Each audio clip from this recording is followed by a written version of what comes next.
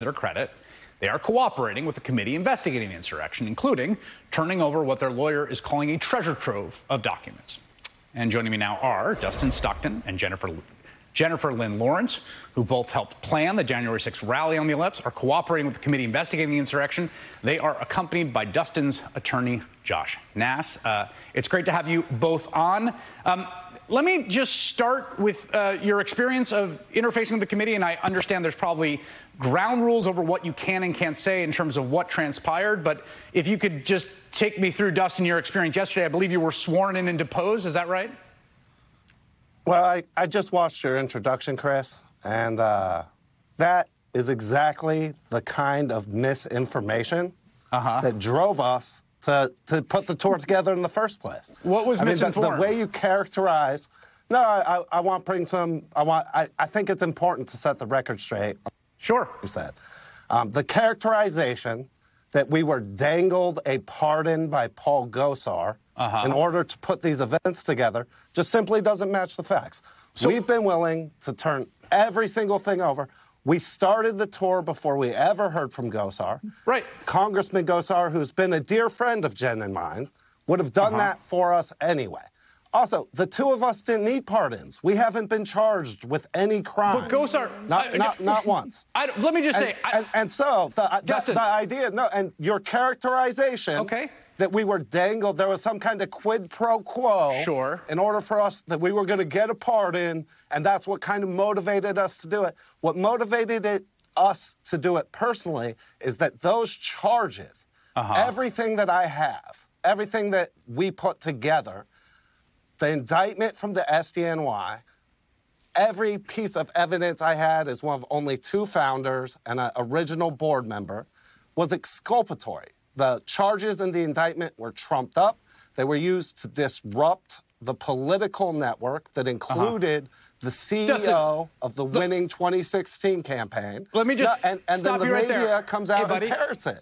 Okay, listen, let me just be clear with you. I have zero dog in the fight about the characterization of what happened with you and Paul Gosar. I have zero dog in the fight about, like, we built the wall. I don't know what the facts are about we built the wall. I know there were federal indictments, so let me just ask you this, just to clarify.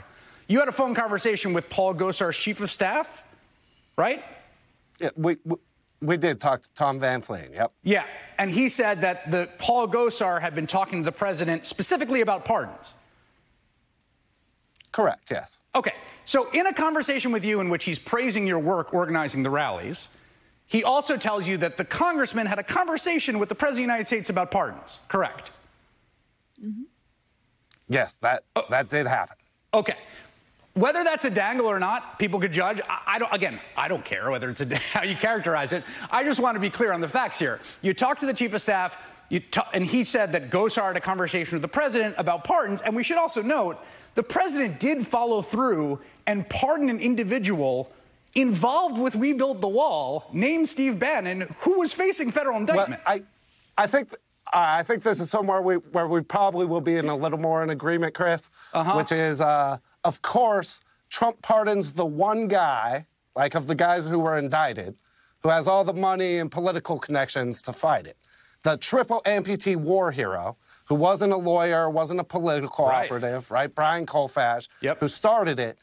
We brought people like Steve Bannon and Chris Kobach, and we feel really bad about that at this point, but we brought them in to protect Brian as he did this project.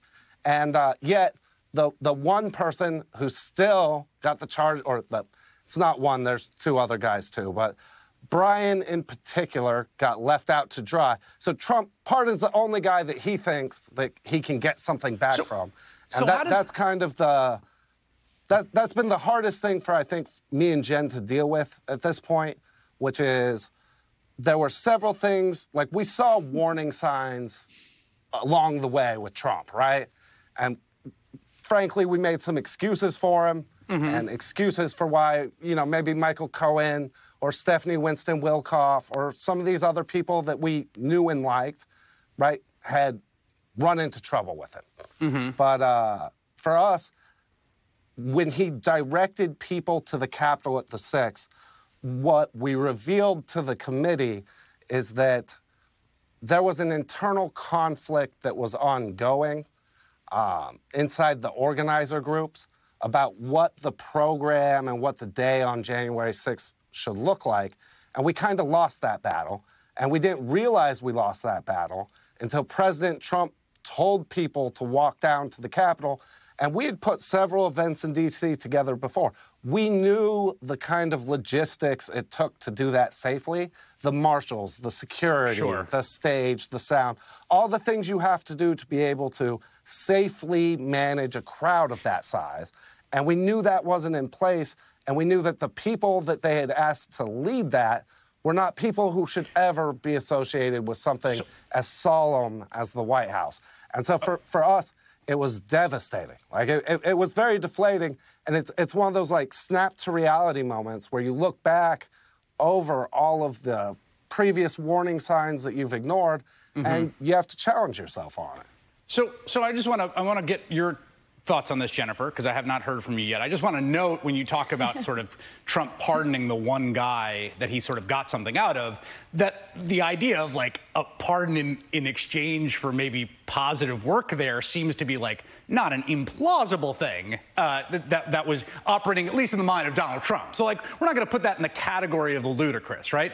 Jennifer, I want you to speak to what Dustin just said, which I think is very interesting, about, like, unwillingly joining a club of people who trusted Donald Trump and then felt betrayed by him, and then come out and say, yeah, there were some warning signs there. Like, do you feel like you're in that group now? Is that where you're at? I mean, of course, hindsight is 20/20. Looking back on some things, you know, I have some questions that I would love to ask President Trump, someone who I have known almost a decade now, and has actually played a huge part in my life, you know, as I've grown up. And, you know, I was one of the earliest supporters of President Trump. You know, in 2011, I was at Trump Tower when the Republican committee chairs from all over the state got together to beg him to run for governor. And at that time, you know, he said that his path ran through D.C. and not Albany. And he knew right then and there, and he convinced me right then and there. So I've been a solid Trump supporter this whole time.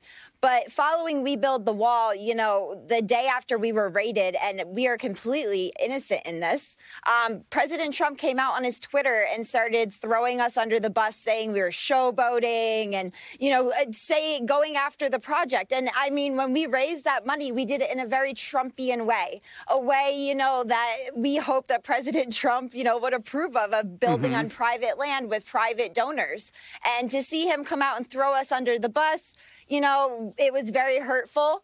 And then, you know, as things progressed, we thought, you know, maybe he was still mad at Steve. Maybe, you know, maybe there was something else. And then we saw, you know, what happened to us, you know, losing our bank accounts and stuff that happened to us after the raid.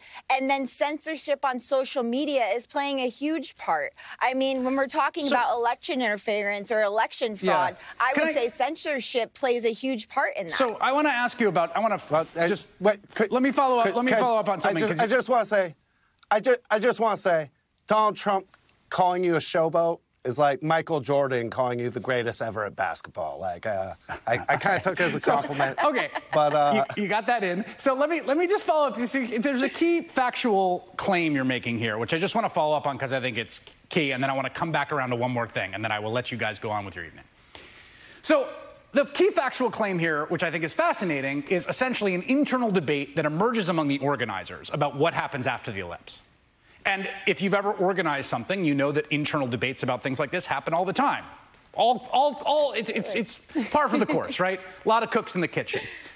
What you're saying is there was a group that wanted to mobilize that huge crowd and basically kind of send them off towards the Capitol without a permit, we should note, without security, without any sort of checks for who would control the crowd, who would lead them, who would make sure things didn't get out of hand. And you were in the